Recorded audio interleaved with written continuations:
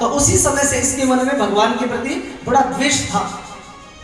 उपदेश तो बड़ा सुंदर दिया कि यह अपनी माँ को, अन्य सभी को समझाया कि यह संसार नश्वर है, आना जाना लगा रहता है, लेकिन मन में द्वेष की खूंटी बांध ली थी कि मन में बड़ा द्वेष था कि अगर अवसर मिले तो जिस विष्णु ने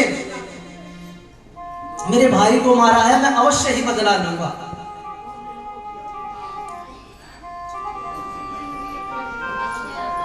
तो मंदराचल पर्वत पर तप के लिए चला गया। ब्रह्मा जी की बड़ी ही कठोर तपस्या की, इतने वरदान मांग लिए कि ब्रह्मा जी भी चक्कर में पड़ गए कि न हाथ से मरूं, न हथियार से मरूं, न मानव से मरूं, न दानव से मरूं, न सुबह मरूं, न शाम मरूं, आपकी सृष्टि के किसी भी आदमी से न मरूं। इतने वरदान मांगे तप करके कि ब्रह्मा जी को भी कहना पड़ा कि कितने वरदान मांगेगा, बस यही रुक, तथास्तु कहकर गए। इस हिरण्याकश्यपु के 4 पुत्र थे। इन 4 पुत्रों में प्रहलाद जी सबसे छोटे थे। तो सबसे छोटा पुत्र अधिक प्रिय होता ही है, छोटी संतान भी अधिक प्रिय होती है। तो बड़ा प्रेम था, गुरुकुल में भेजे गए विद्या अध्ययन के लिए। लेकिन यह बालक प्रकृति से ही भगवान का भक्त था, क्योंकि जब हिरण्याकश्यप मंदराचल पर्वत पर तप कर रहा था तो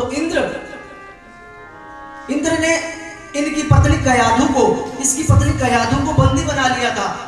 लेकिन नारद जी ने जब उन्हें समझाया, डांटा कि इस कयाधु के गर्भ में भगवान का भक्त है, तब छोड़ा। नारद जी ने बड़ा ही सुंदर दिव्य उपदेश कयाधु को दिया। तो मां के गर्भ में बैठे बैठे इस बालक ने, प्रहलाद ने, नारद जी के उपदेश को सुना था। तो वहीं से भक्ति इसके मन में थी। गुरुकुल में भेजा गया, बहुत दिन हो गए। एक दिन पिता के मन में आ गया कि पुत्र को देखा जाए। तो बंधुओं, जैसे ही पिता को बालक ने देखा, गुरुकुल में मिलने आए पिता को देखा, तो प्रहलाद जी ने प्रणाम किया पिता को, भाव से अपने अंक में बिठा लिया।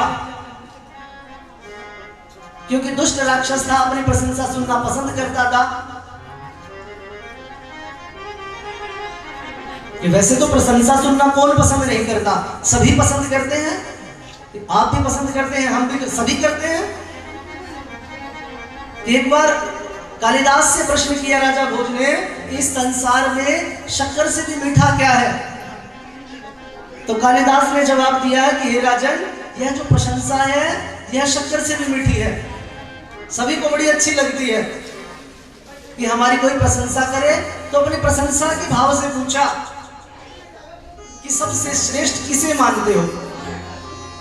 तो बालक भगवान का भक्त था, वैसा ही अनुकूल जवाब दिया, तत्साधु मन्ये सुरवर्य देहिनां सदा समुद्विग्न धियां सद्गृहा हित्वात्मपातं गृहमन्दगोपं वनं गतो यः हरिमाश्रयेत।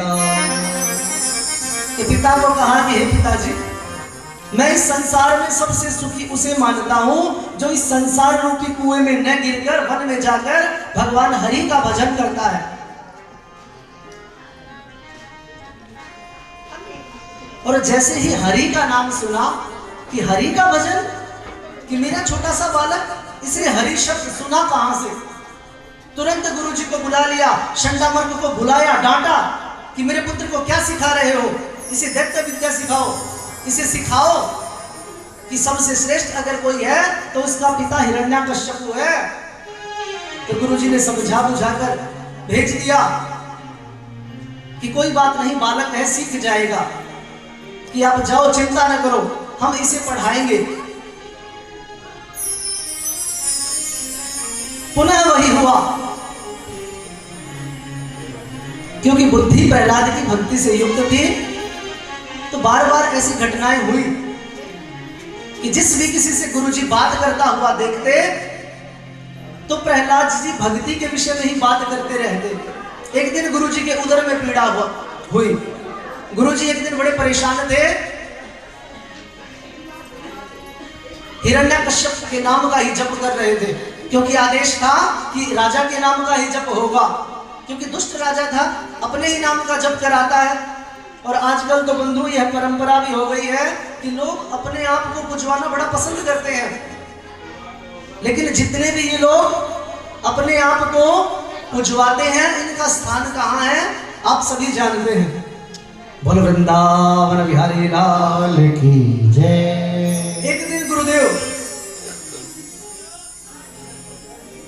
जो उदर पीड़ा से पीड़ित थे, हिरण्यकश्यप के नाम का जाप कर रहे थे, बड़े दुखी हो गए। प्रहलाद जी उनके पास आए और समझाया कि गुरुदेव हिरण्यकश्यपवे नमः, इसे छोड़ो और एक बार नारायणाय नमः कहो कि आपकी उदर पीड़ा ठीक हो जाएगी। तो बालक को डांट कर भगा दिया। बालक चुप कर देख रहा है। तो गुरुजी ने सोचा कि एक बार बोल के तो देख लें, क्या पता ठीक हो जाए। तो नारायण नाम का ऐसा प्रभाव कि गुरुजी के उदर पीड़ा वास्तव में ठीक हो गई। बोले नारायण भगवान की। एक बार सभी भक्तों से विनती है भाई, सभी थोड़े थोड़े आगे हो जाए। तो गुरुजी ने बोल के देखा, वास्तव में उनकी पीड़ा दूर हो गई। गुरुजी भी सोच रहे हैं मन मन में, बालक कह तो ठीक ही रहा है, लेकिन जानकर भी अनजान की तरह बालक को डांटते हैं, यहां तक कि छड़ी से प्रहार भी कर देते हैं कि यह पुनः नारायण का नाम न ले। एक दिन गुरुदेव बालक से पूछने लगे कि हे बालक, कि तेरी बुद्धि ऐसी क्यों है? तू अपने पिता का नाम क्यों नहीं लेता? तू अपने पिता के नाम का जप क्यों नहीं करता? तो वेद मंत्र सुनाने लगा। ओम सहस्र शिरेखा पुरुकः सहस्राक्षः। भगवान का स्वरूप बताने लगा कि हे गुरुदेव, वह 1000 हाथों वाला है। वह जो परमात्मा जिसके विषय में पूछ रहे हो, उसके 1000 सिर हैं, 1000 हाथ हैं। तो बड़ा ही सुंदर भाव यहाँ पर प्रहलाद जी ने गाया है कि गुरुदेव, कि वह तेरा भगवान कि जो सैकड़ों शरीर वाला है, हाथों वाला है,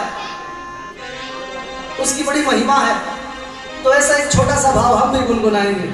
बोलो वृंदावन बिहारी लाल की जय।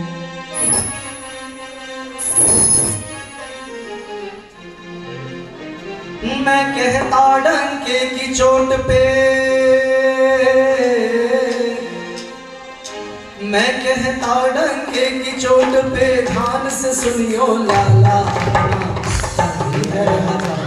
हाथ वाला हो दीन दयाला, हरि है हजार हाथ वाला, अपना हरि है हजार हाथ वाला, हो दीन दयाला, हरि है हजार हाथ वाला। मैं कहता डंके की चोट पे, मैं कहता डंके की चोट पे, ध्यान से सुनियो लाला, हरि है हजार हाथ वाला, हो दीन दयाला, हरि है हजार हाथ वाला, अपना हरि है हजार हाथ वाला, हो दीन दयाला, अपना हरि है हजार हाथ वाला।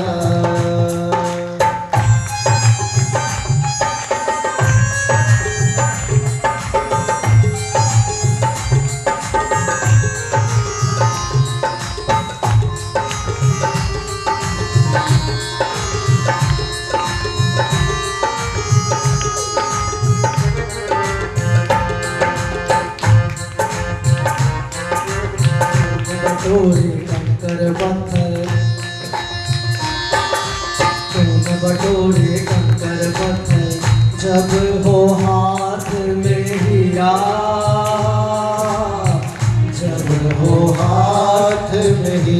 कबीरा। कंचन सदा रहेगा कंचन, कंचन सदा रहेगा कंचन, और कबीर कबीरा, और कबीर कबीरा। सांच के आगे झूठ का निकला, सांच के आगे झूठ का निकला, हरदम यहाँ निवाला अपना हरि है हजार हाथ वाला, वो दीन दयाला, हरि है हजार हाथ वाला। मैं कहता डंके की चोट पे, मैं कहता डंके की चोट पे, ध्यान से सुनियो लाला, अपना हरि है हजार हाथ वाला, वो दीन दयाला, हरि है हजार हाथ वाला, अपना हरि है हजार हाथ वाला, वो दीन दयाला, अपना हरि है हजार हाथ वाला। श्री राधे।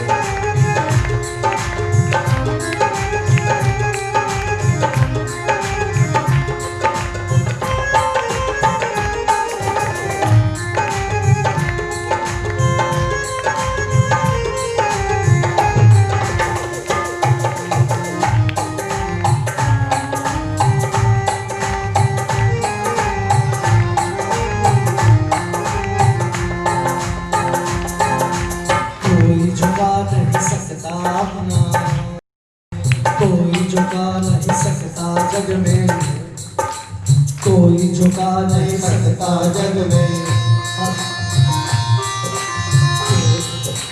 कोई झुका नहीं सकता जग में, अपने प्रभु का झंडा, अपने प्रभु का झंडा। जो उसको छेड़ेगा उसके, जो उसको छेड़ेगा उसके सिर पे पड़ेगा डंडा, सिर पे पड़ेगा डंडा। युगों युगों से इस धरती पे, युगों युगों से इस धरती पे, उसी का है बोलबाला। हरि है हजार हाथ वाला, वो दीन दयाला, हरि है हजार हाथ वाला, अपना हरि है हजार हाथ वाला, वो दीन दयाला, हरि है हजार हाथ वाला, अपना हरि है हजार हाथ वाला, वो दीन दयाला, हरि है हजार हाथ वाला, अपना हरि है हजार हाथ वाला, वो दीन दयाला, हरि है हजार हाथ वाला, हरि है हजार हाथ वाला, हरि है हजार हाथ वाला। वृंदावन बिहारी लाल की जय।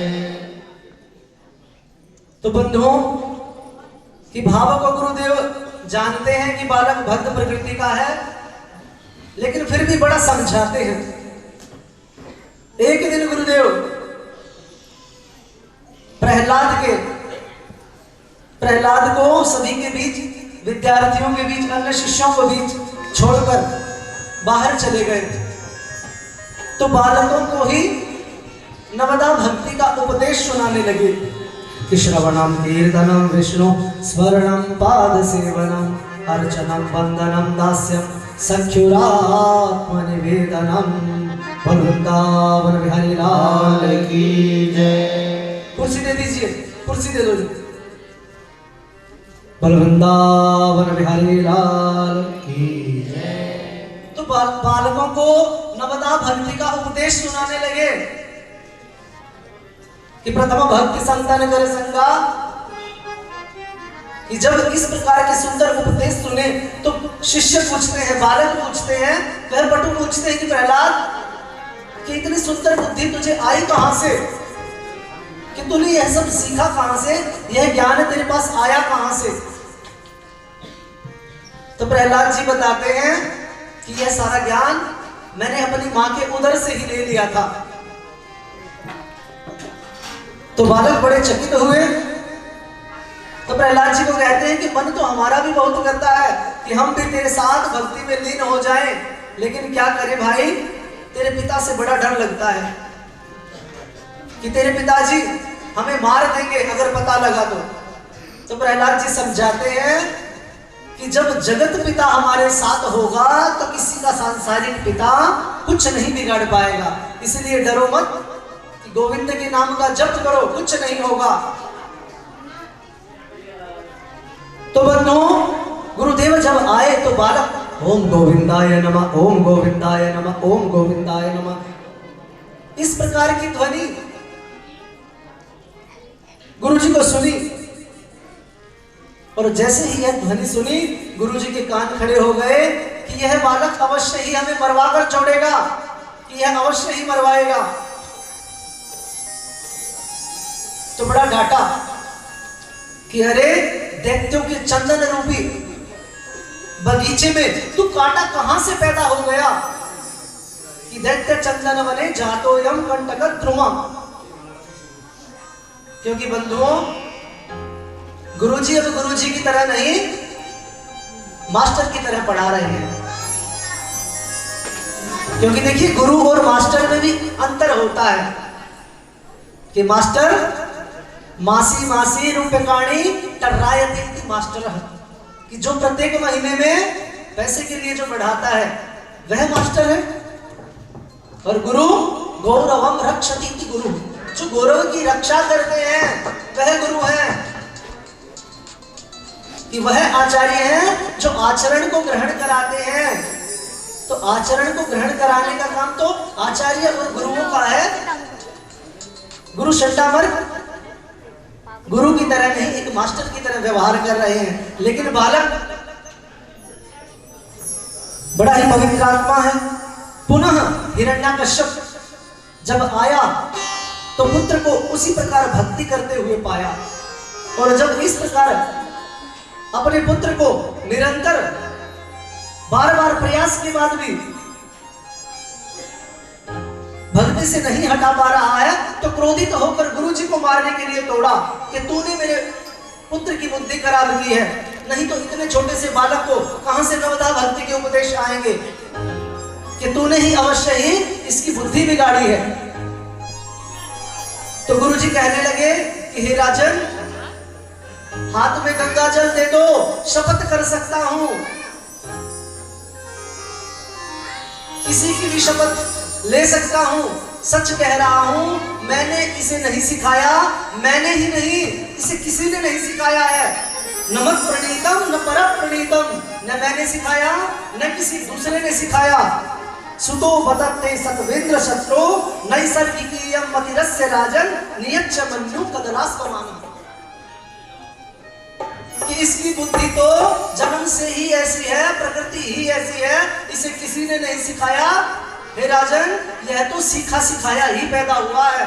बोलो वृंदावन बिहारी लाल की जय। सो जाने ही जेहि देहु जनाई, सो जाने हो तो देहि जनाई, सो जाने ही जेहि देहु जनाई, सो जाने हो देहि जनाई, जानत तुम्हारी हो जाए, जानत तुम्हें हो जाए। करोति वाचालं पंगुं लंघयते गिरिं यत्कृपाहमतं वन्दे परमानन्दमाधवं परमानन्दमाधवं परमानन्दमाधवं। सो जाने ही देहु जनाए, सोई जानो सोई देहु जनाए, जानत तुम्हारी जानत तुम ही होई जाए, तू जानहु नहीं ही जगाए। जानत तुम ही होई जाए, जानत तुम ही होई जाए, जानत तुम ही होई जाए। वृंदावन बिहारी लाल की जय। रामचरितमानस का यह भाव कि जिसे ईश्वर अपने आप ही जन्माता है उसे दूसरा कौन जन्माएगा। तो कहा कि हे राजन, इसे किसी ने नहीं सिखाया है, यह सब कुछ सीख के आया है। तो बड़ा क्रोध आ रहा है, लेकिन फिर भी गुरु ने समझाया, चंडामर्क ने समझाया कि हमें अंतिम मौका दो, हम अंतिम प्रयास करेंगे इसे समझाने का। अगर फिर भी न समझे तो कोई बात नहीं, लेकिन जब किसी भी प्रकार से नहीं समझा तो पिता इतने क्रोधित हो गए कि बालक को तरह तरह की यातनाएं देने के लिए तैयार हो गए। कि सारे प्रयास कर लिए कि जब कोई न चली तो कभी पहाड़ों से गिरवाया, कभी अग्नि में जलवाया, होलिका जल गई, कभी पानी में डुबवाया, कभी खड़ग से कटवाने का प्रयास किया। लेकिन जब सारे उपाय फेल हो गए, कुछ न चली, तो वह हिरण्यकश्यप समझ गया कि बालक कुछ न कुछ विशिष्ट तो है, कि जो एक छोटे से बालक को इतनी यातनाएं देने के बाद भी कुछ नहीं बिगाड़ा जा रहा। तो सीधा प्रश्न किया कि हे प्रहलाद, सही बता कि तेरे पीछे किसका बल है, तो किसके बल पर मुझे चुनौती दे रहा है। तो बालक प्रहलाद कहता है, पिताजी यह बल केवल मेरा बल नहीं है, मेरे अंदर ही यह बल नहीं है, यह बल तो आपके अंदर भी जिसने दिया है वही सारे संसार को दे रहा है, उसी का मेरे पीछे बल है। कि न केवलम में भवतश्च राजन सवै बलम बलिनाम चा परेशान परे वरे ने स्थिर जंगमाये ब्रह्मादयो ये न वशम प्रणीता। कि ब्रह्मा आदि को जिसने वश में किया है, कि हे राजन, न केवलम में बलम, केवल मुझ में ही उसका बल नहीं है, आप में ही उसका बल है। क्योंकि बंधुओं, यह सारा संसार उसी से चलता है। कि एक छोटा से उदाहरण से इस बात को समझें कि कोई कहे हमारे घर में बिजली है, कि वह बिजली घर से नहीं आई, खंबे से आई है। तो बंधुओं, चाहे खंबा हो या हमारा घर हो, बिजली तो पावर हाउस से ही आई है, बिजली घर से ही आई है। उसी प्रकार से तो बल चाहे हिरण्यकश्यप का हो अथवा प्रहलाद का हो, प्रहलाद कह रहा है, हे पिताजी, मुझ में ही नहीं, आप में भी उसका बल है और वह सर्वत्र विद्यमान है। तो कहा कि यदि वह सर्वत्र विद्यमान है तो दिखाई क्यों नहीं देता। तो यह जरूरी नहीं कि जो सर्वत्र विद्यमान हो वह दिखाई दे। और अंत में जब कलह इतनी बड़ी तो हिरण्यकश्यप ने कहा, वासौ यदि स सर्वत्र किमर्थम स्तंभेन दृश्यते।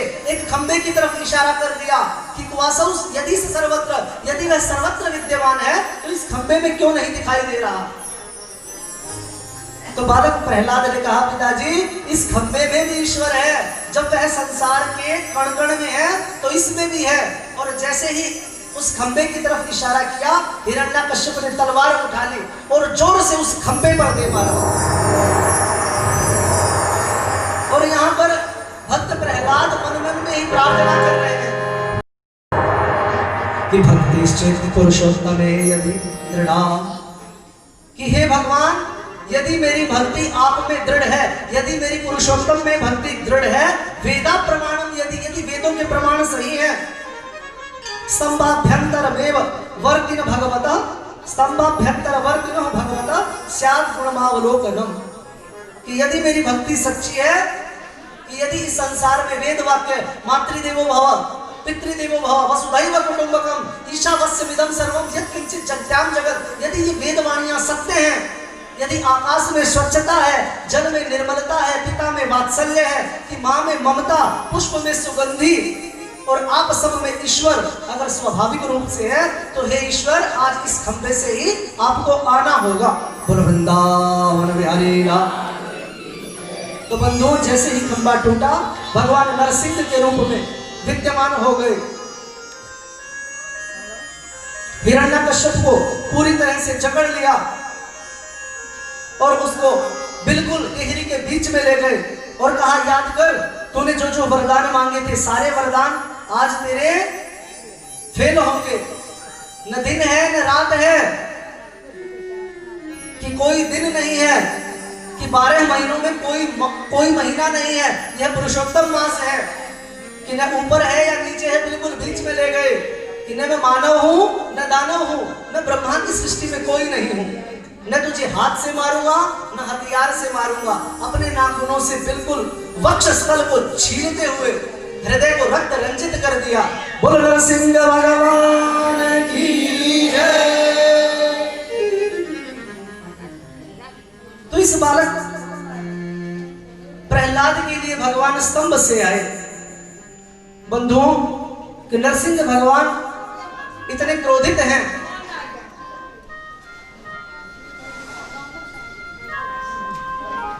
इतने क्रोध मुद्रा में है कि अब सभी डर रहे हैं कि देवता आ गए। सभी हिरण्यकश्यप के राज्य के लोग, सभी मानव दानव अब बुरी तरह से डरे हुए हैं कि अब क्या होगा। इस डर में, इस भय में कोई भी उनके पास जाने की हिम्मत नहीं कर रहा। कि मां लक्ष्मी आई, उनके रूप को देखकर डर गई कि यह मेरे नारायण नहीं हो सकते, क्योंकि वह तो शांताकारम, शांत है। कि इतना क्रोध मां लक्ष्मी की भी जाने की हिम्मत नहीं हुई। देवताओं ने बालक प्रहलाद को आगे किया कि प्रहलाद तुम ही जाओ, तुम ही इनका क्रोध शांत कर पाओगे। तो बालक प्रहलाद गया, भगवान के चरणों में लेट गया। भगवान ने उठाया, गोद में बिठाया और पूछा, हे बालक, तुझे मुझसे डर नहीं लगता? यह सब मुझसे डर रहे हैं, मेरे पास कोई नहीं आ रहा, तू मुझसे क्यों नहीं डर रहा? तो बालक प्रहलाद ने बड़ा ही सुंदर उत्तर दिया है कि प्रभु, जंगल में शेर से सभी डर सकते हैं और डरते भी हैं, लेकिन शेर का बच्चा शेर से कभी नहीं डरता। मैं जानता हूं कि आप मेरी रक्षा के लिए आए हैं। बोलो वृंदावन बिहारी लाल की जय। बोलो नरसिंह भगवान की जय। हमारे ताऊ जी श्री पीताम्बर जी आए हैं, प्रणाम। और भी भाई नंद किशोर जी, डॉक्टर साहब BS गुप्ता जी, सोमेंद्र जी। मैं देख रहा हूं आज बहुत सी बड़ी बड़ी विभूतियां आई हैं। हमारे चाचा जी DSP साहब, आप सभी को प्रणाम करते हैं।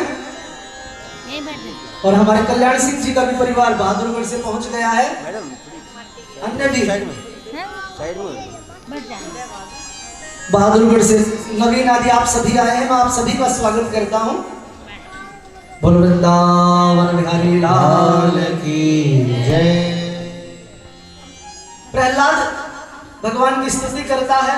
भगवान ने ब्रह्मा जी को यहां पर डांटा है कि कैसे कैसे पापियों को,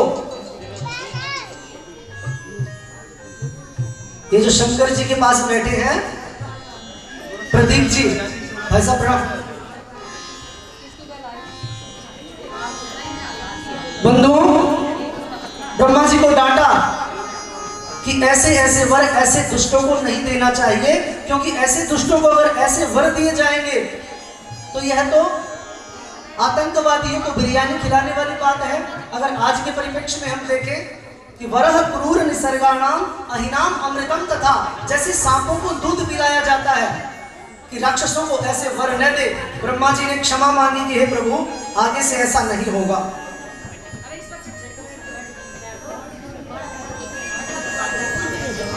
कि यहाँ पर सुखदेव जी, सुखदेव मुनि कि राजा परीक्षित को समझा रहे हैं कि तुम जो चिंतन कर रहे हो कि भगवान दैत्यों के शत्रु हैं, तो ऐसा कदापि नहीं है। भगवान ने दानवों को छोड़ो पशुओं तक को सदगति पर पहुंचाया है। तो यहाँ पर एक पशु, एक गजग्राह का प्रसंग आता है, एक हाथी का प्रसंग आता है कि भगवान ने गज का मोक्ष कराया है। गजग्राह का प्रसंग आता है कि एक हाथी जो बड़ा मदमस्त था, बड़ा बलवान था, उसे अपने बल का बड़ा अभिमान था, सभी प्राणियों को कुछ नहीं समझता था और अन्य हाथियों का झुंड भी उससे डरता था। एक दिन एक सागर में, एक सरोवर में स्नान कर रहा था, गिरिवर कूट पर। तो जब वह स्नान कर रहा था तो एक मगरमच्छ उसके पैर को पकड़ लेता है। हाथी को थोड़ी पीड़ा हुई। प्रारंभ में तो सोचा, लगता है कि कोई छोटा मोटा जीव है, तुम्हारा आशीर्वाद लेना चाहता है, तो अभिमान बस देखा तक नहीं। लेकिन बनो कि जब वह पीड़ा धीरे धीरे बढ़ती चली गई कि वह दर्द इतना असहनीय हो गया कि अब हाथी को लगा कि वह अपने बल पर अपने आप को नहीं बचा पाएगा। तो अंत में वहीं पर लगे हुए एक गुलाब पुष्प को तोड़ा है, अपने सूंड में लेकर भगवान को याद किया है। गजेंद्र ने बड़ी सुंदर स्तुति की है, एवं व्यवसितो बुद्ध्या समाधाय मनोहरी, कि गज ने बड़े ही सुंदर भाव से पुकारा है। और सुखदेव जी कहते हैं कि हे राजन, पहले तो हाथियों के झुंड, उस हाथी के जो मित्र थे, उसकी पत्नी थी, उसके बालक थे, सभी अन्य हाथियों ने उसे छुड़ाने का प्रयास किया। लेकिन जब अंत में देखा कि हम इसे नहीं छुड़ा पाएंगे, तो धीरे धीरे कर कर साथी, पत्नी, बालक सब छोड़ गए। और बंधुओं, जब इस प्रकार संसार त्याग देता है, जिस पर हम सबसे ज्यादा भरोसा करते हैं कि इनके बल पर हमारी रक्षा होगी, वह किस प्रकार त्याग जाते हैं, उदाहरण हमारे समक्ष है। कि जिनसे हम बहुत ज्यादा आशा करते हैं कि इनके बल पर हमारा सब कुछ होगा, तो एक एक करके हाथी को सभी छोड़ गया। अब हाथी को यह एहसास हो चुका था कि मैं अपने बल पर अपने प्राण नहीं बचा पाऊंगा। वहीं पर पर्वत श्रृंखला पर एक फूल को लिया और भगवान को चढ़ा दिया। बंधु, भगवान कहते हैं, पत्रम पुष्पम फलम तोयम यो में भक्त्या प्रयच्छति, कि चाहे पत्ता हो, फूल हो, चाहे जल की बूंद ही क्यों न हो, यो में भक्त्या प्रयच्छति, जो भक्ति पूर्वक मुझ पर अर्पण कर देगा, उसी से संतुष्ट हो जाऊंगा। अर्थात भगवान भावना के भूखे हैं, हमारे धन के नहीं। लेकिन हम सब कुछ धन से करना चाहते हैं कि मंदिर में भी जाते हैं, दूर दूर तीर्थों पर, तो हम तीर्थ पर स्पेशल लाइन में पैसे देकर जाना चाहते हैं। लेकिन भगवान कहते हैं, मुझे धन की जरूरत नहीं है, मन से दो, भाव से दो, चाहे पत्ता हो, चाहे पुष्प हो या फल हो, कुछ भी हो। बोलो वृंदावन बिहारी लाल की जय। आदरणीय कोच साहब, विष्णु भगवान जी, आप भिवानी में बॉक्सिंग के कोच हैं, आप सभी जानते हैं। बड़े बालकों का भाग्य इन्होंने संवारा है। आप इसी प्रकार से हमारे भिवानी शहर का नाम रोशन करते रहिए। स्वागत है, बैठिए। तो यहाँ पर जब सभी साथ छोड़ गए, अंत समय में जब भगवान को याद किया, द्रौपदी की तरह, कि जब संसार पर भरोसा करके देख लिया कोई नहीं आया, तब भगवान को पुकारा। इसी प्रकार से यह गज, जब कोई नहीं आया, अंत में सभी छोड़कर भाग गए, तब एक पुष्प लेकर भगवान को याद करता है। सुखदेव जी कहते हैं कि एवं एवं एवं गजेंद्र, इस प्रकार से गजेंद्र, एवं गजेंद्र वर्णित निर्विशेषम ब्रह्मादयो विविध लिंग विदाभिमाना नैते यदोपसस्य पूर्ण निखिलात्मकत्वा तत्राखिलमयो हरिराविरासि। जब कोई नहीं आया, हरिरा विरासित भगवान हरि का आगमन हो गया। बोल भगवान हरि नारायण देव की जय। तो बंधु भगवान आए, अपने सुदर्शन से जिस मगरमच्छ ने हाथी के पैर को पकड़ा हुआ था, उस हाथी का, उस गज का उद्धार किया और गज का उद्धार करके हाथी की रक्षा की। तो यहां पर किसी ने प्रश्न किया कि भगवान ने उस पापी, चलो हाथी ने तो भगवान की स्तुति की थी, लेकिन मगरमच्छ को क्यों बचाया? तो मगरमच्छ को बचाने की क्या आवश्यकता थी? तो यहां पर सीधा समाधान है बंधुओं, कि भगवान कहते हैं जो मेरे भक्तों की पांव पकड़ लेता है, मैं सबसे पहले उसकी रक्षा करता हूं, उसका उद्धार करता हूं।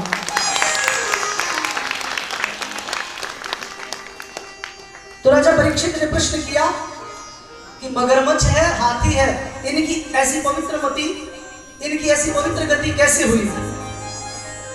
तो इन दोनों के विषय में बताया कि यह हाथी इंद्रद्युम्न नाम का एक शापित राजा था। अगस्त्य ऋषि को प्रणाम नहीं किया, अगस्त्य ऋषि ने श्राप दिया।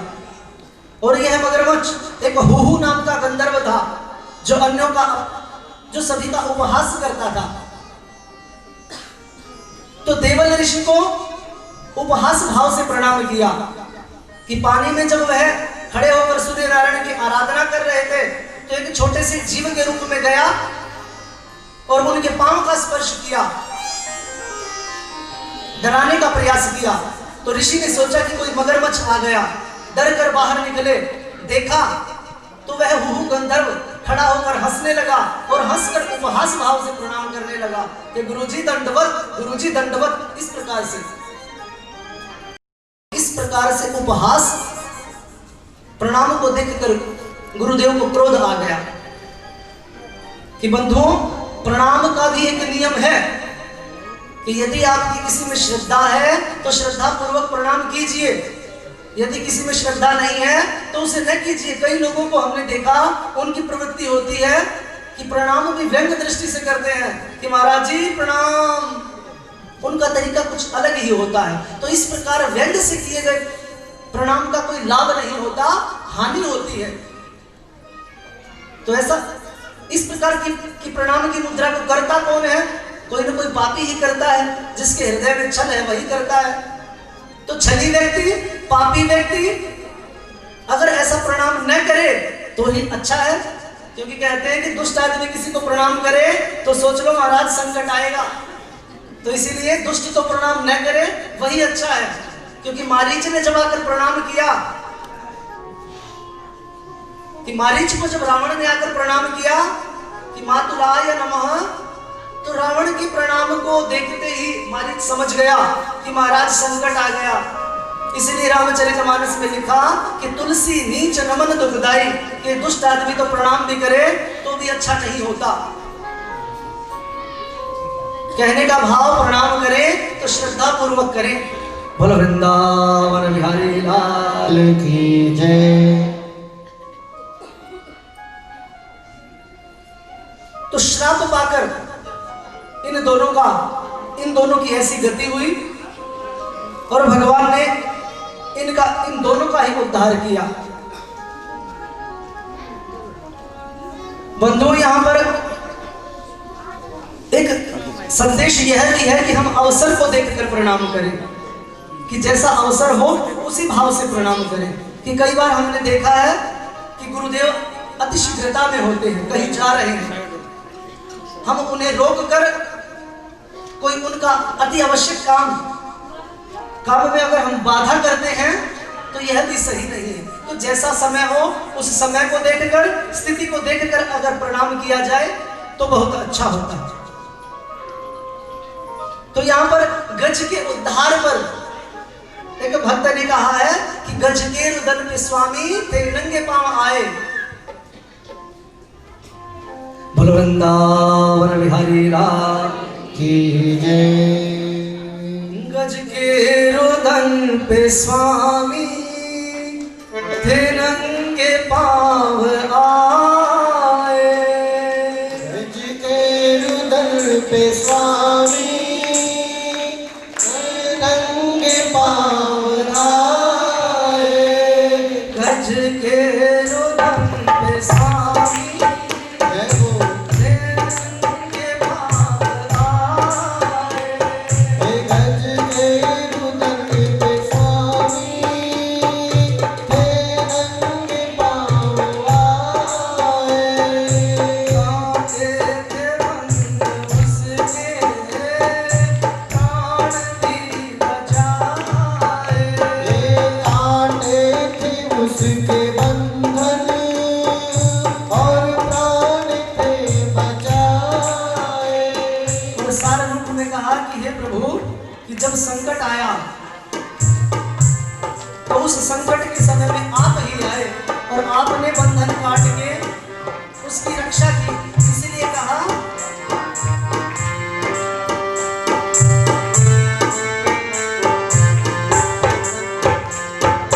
गज के रुदन पे स्वामी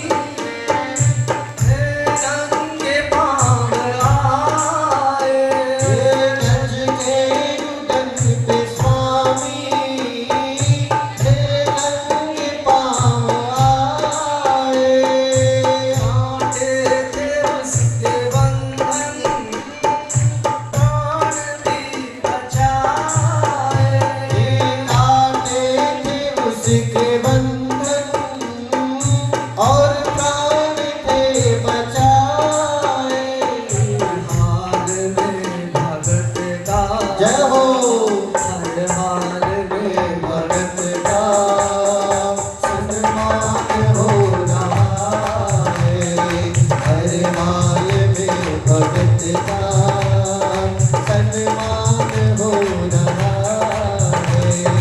मेरा हाथ की कृपा से हर काम हो रहा है, मेरा आपकी कृपा से सब काम हो रहा है।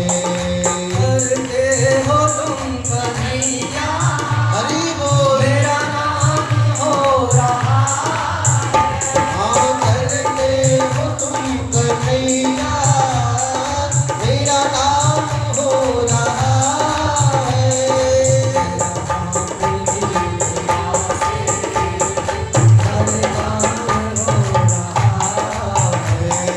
मेरा आपकी कृपा से सब काम हो रहा है।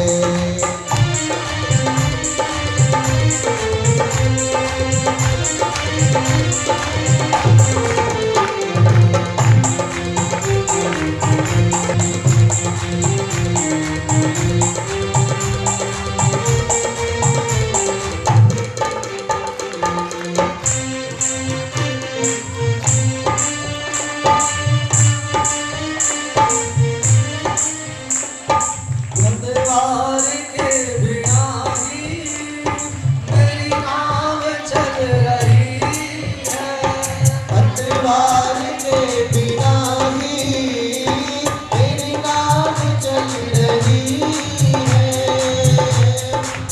के बिना ही मेरी नाव चल रही है। हैरान है जमाना मंजिल भी मिल रही है, हैरान है जमाना मंजिल भी मिल रही है। पतवार के बिना ही मेरी नाव चल रही है, पतवार के बिना ही मेरी नाव चल रही है। हैरान है जमाना मंजिल भी मिल रही है, हैरान है जमाना मंजिल भी मिल रही है। करता नहीं कुछ भी सब काम हो रहा है।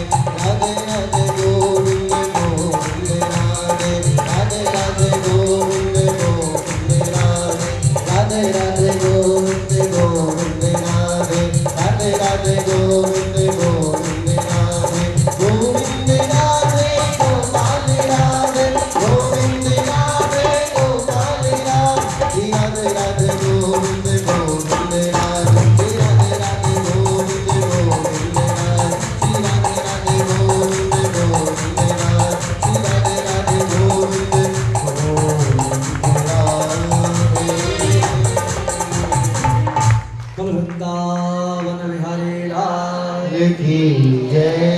जय जय सीताराम। मेरा आपकी कृपा से हर काम हो रहा है। करते हो तुम कन्हैया मेरा नाम हो रहा है। मेरा आपकी कृपा से सब काम हो रहा है। तो बंधुओं, अगर प्रत्येक कार्य को, अगर प्रत्येक काम का क्रेडिट हम स्वयं नहीं लेंगे, भगवान को देंगे तो ज्यादा अच्छा रहेगा। क्योंकि हम वास्तव में अपने बल पर उसी प्रकार कुछ नहीं कर पाते जिस प्रकार यह हाथी नहीं कर पाया। हमें लगता है कि मैं नहीं होगा तो पता नहीं क्या हो जाएगा, लेकिन बंधुओं, किसी के रहने या न रहने से कोई फर्क नहीं पड़ता। कि हमसे बड़े बड़े आए और चले गए, किसी से कोई फर्क नहीं पड़ा। तो यहां पर इस गज का उद्धार भगवान ने किया। इसके पश्चात समुद्र मंथन की चर्चा आती है कि समुद्र मंथन किस प्रकार हुआ। इस विषय में बताते हुए सुखदेव जी, कृपया बात न करें, ये बच्चे बात न करें, कृपया चुप हो जाइए। इन बच्चों को चुप कीजिए। समुद्र मंथन की चर्चा आई कि दुर्वासा ऋषि से श्राप पाकर, क्योंकि दुर्वासा ऋषि की माला को हाथी को पहना दिया था इंद्र ने, तो जैसा इंद्र श्रद्धावान था वैसा ही उसका हाथी माला को तोड़कर फेंक दिया। क्योंकि इंद्र का हाथी था। बंधुओं, हम कहीं भी तीर्थ पर जाते हैं, मंदिर में जाते हैं, तो माला प्रसाद के रूप में दी जाती है, अर्थात आशीर्वाद के रूप में हमें मिलती है। तो वह अगर मंदिर से मिले तो हमें श्रद्धा पूर्वक, मंदिर से मिले, गुरुदेव से मिले, उसे मस्तक पर लगाकर अपने श्रद्धेय स्थान पर उसे स्थापित करना चाहिए। लेकिन इंद्र ने ऐसा नहीं किया, हाथी को पहना दी, हाथी ने तोड़ दी। दुर्वासा ऋषि ने जब यह अपमान देखा तो श्राप दिया श्रीहीन होने का।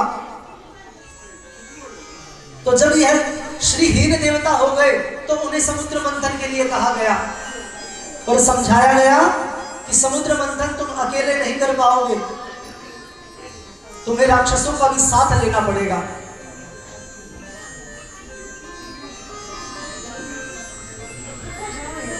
और शास्त्र कहते हैं कि एक अच्छे काम को करने के लिए अगर शत्रु से भी संधि करनी पड़े तो कर लेनी चाहिए। अर्यो भी संधिया सती कार्यार्थ कार्य गौरव हेतवे। अगर कार्य के गौरव को देखते हुए अगर कोई अच्छा काम, अगर किसी का भला किसी दुष्ट के संग आने से भी होता हो तो उस भलाई में कोई, उसमें भलाई ही है, उसमें कोई बुराई नहीं है। तो यहां पर अहिमूषकवत कहा कि जिस प्रकार से सांप और चूहे की मित्रता हो नहीं सकती, लेकिन कई बार स्वार्थवश हो सकती है,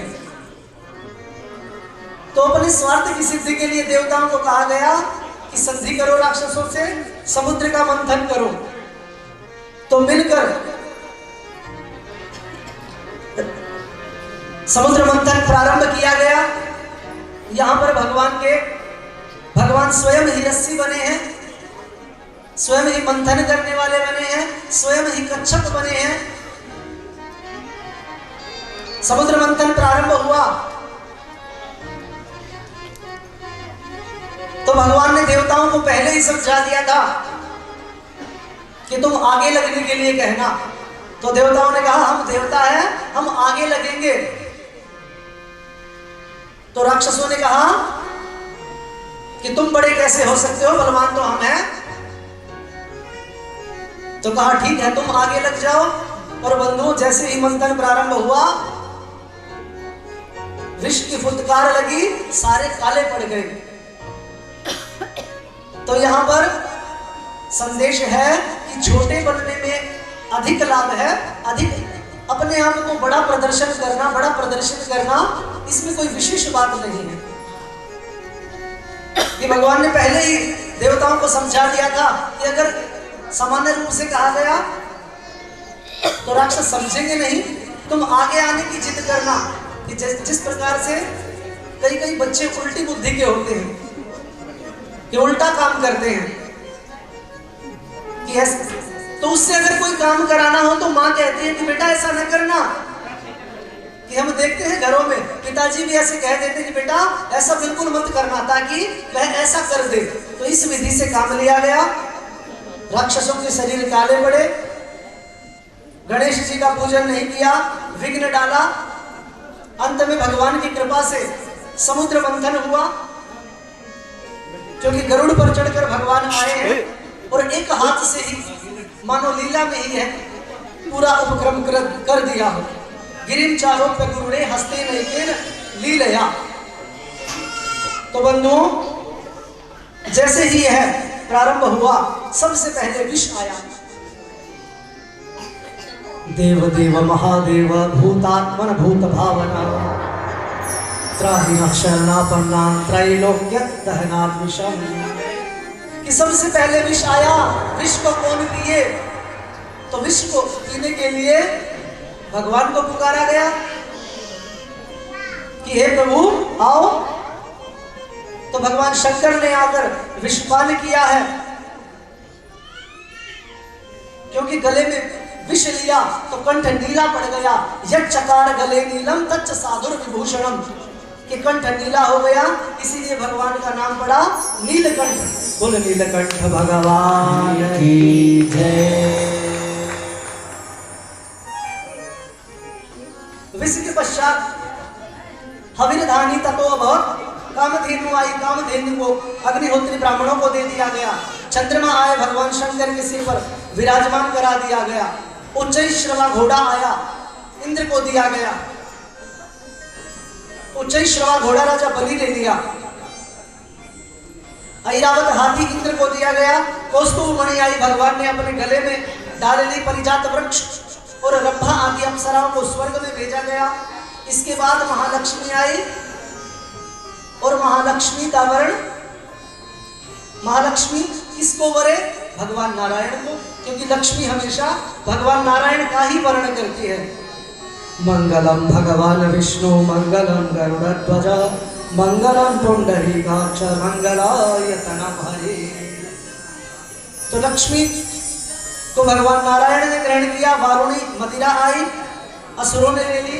इसके बाद धनवंतरी जैसे ही अमृत का कलश लेकर आए, राक्षस छीन कर भाग गए। अहम पूर्वम न तुम चेत, कि पहले मैं पीऊंगा, पहले मैं पीऊंगा। कि इस प्रकार का कोलाहल बढ़ा, क्योंकि राक्षस बलशाली तो थे। यह राक्षस, यह दुष्ट प्रवृत्ति के लोग आज इसी जमाने में ताकतवर नहीं हुए हैं बंधुओं। यह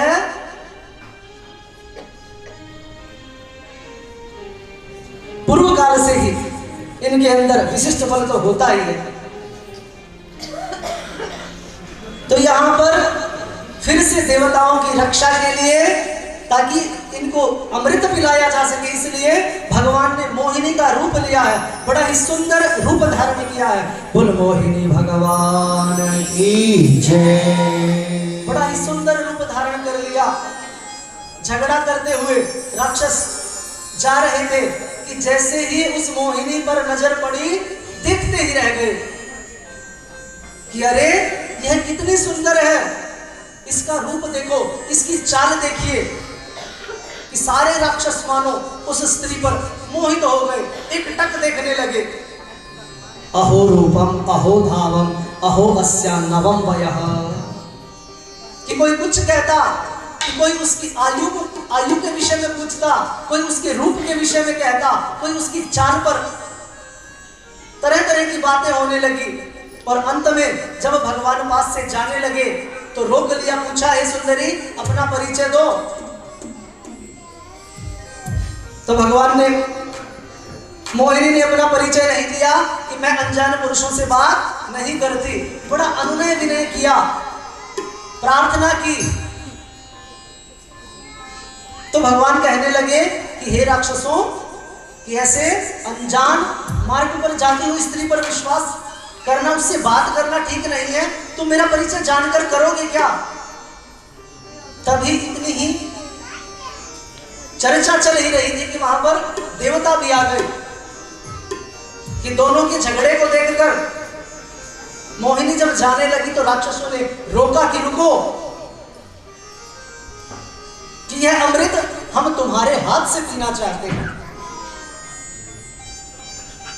तो बंधुओं, इस प्रकार अनुनय विनय के बाद, क्योंकि भगवान तो आए ही देवताओं का कार्य सिद्ध करने के लिए थे, एक तरफ राक्षस बैठ गए, एक तरफ देवता बैठ गए। देखते ही देखते मोहिनी भगवान ने सारा अमृत देवताओं को पिला दिया। एक स्वर भानु नाम का राक्षस इसको अनुभव कर रहा था कि कुछ गड़बड़ है, तो जाकर देवताओं के बीच में बैठ गया, और जैसे ही अमृत पिया, देवताओं ने इशारा किया, प्रभु यह गलत हो गया, यह तो राक्षस था। तुरंत उसका कंठच्छेद भगवान ने अपने सुदर्शन से किया। बोल मोहिनी भगवान की जय। तो बंधुओं, धड़ से सिर अलग हुआ, क्योंकि अमृत जा चुका था। तो इन राहु केतु की उत्पत्ति हुई, और जहां पर वह रक्त गिरा, उसी भूमि से कहते हैं कि आज जो हम लहसुन और प्याज का सेवन करते हैं, यह वहीं से चला है। तो इसीलिए उसे तामसिक भोजन माना जाता है, कि औषधि के रूप में तो उसे स्वीकार किया जाता है, लेकिन भोजन तामसिक ही रहेगा। कि अमृत पीकर देवता शक्तिशाली बन गए, युद्ध में उनकी विजय हुई। तत्र देवासुरो नाम रण परम दारुणः, देवताओं की विजय हुई। लेकिन गुरु शुक्राचार्य ने अपनी संजीवनी से पुनः राक्षसों की रक्षा की, और राक्षसों को विप्र देवताओं की सेवा के लिए कहा गया।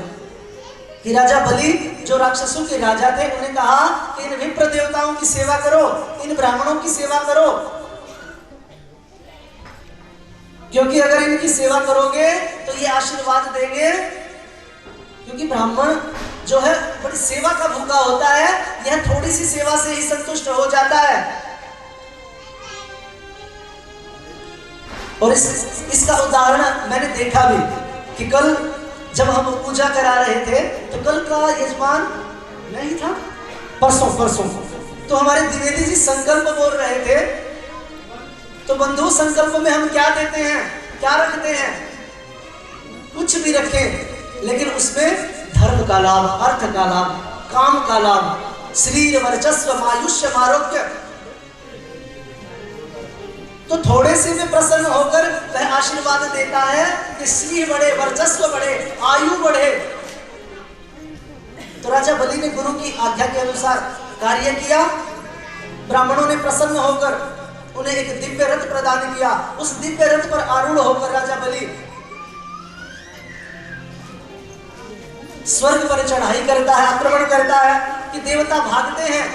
गुरु बृहस्पति कहते हैं कि भागो, कि इन विप्र देवताओं के आशीर्वाद से अब ये राक्षस इतने शक्तिशाली हो गए हैं कि इन्हें कोई भी हरा नहीं सकता। तो यहां पर देवताओं की हार हुई। माता अदिति बड़ी ही दुखी है, क्योंकि देवताओं की माता है, और जब पुत्र की हार होती है तो माता तो दुखी होती ही है। क्योंकि बंधुओं, अगर पुत्र की जीत पर माता पिता सबसे अधिक प्रसन्न होते हैं, तो उसकी हार पर सबसे अधिक दुख भी उन्हीं को होता है। तो माँ ने यहाँ पर पयोवृत का 12 दिन उपवास किया। भगवान प्रसन्न हुए, तो भादो शुक्ल द्वादशी को अभिजीत मुहूर्त में भगवान वामन का उनके यहाँ अवतार हुआ। तम वटुं वामनं दृष्ट्वा मोदमाना महर्षयः कर्मणि कारयामासो पुरस्कृत्य प्रजापतिं। भगवान वामन का जन्म हुआ, विभिन्न देवताओं ने विभिन्न वस्तुएं प्रदान की कि ब्रह्मा जी ने कमंडल का दान किया, मां सरस्वती ने रुद्रमाला दी, द्राक्षमाला दी, पृथ्वी ने पादुकाएं दी, सप्तऋषियों ने आसन दिए। बस वो प्रसंग से आप विदित हैं, क्योंकि समय थोड़ा है, इसीलिए यहाँ पर कि संक्षेप में ही कथा कहेंगे। बोल वामन भगवान की जय।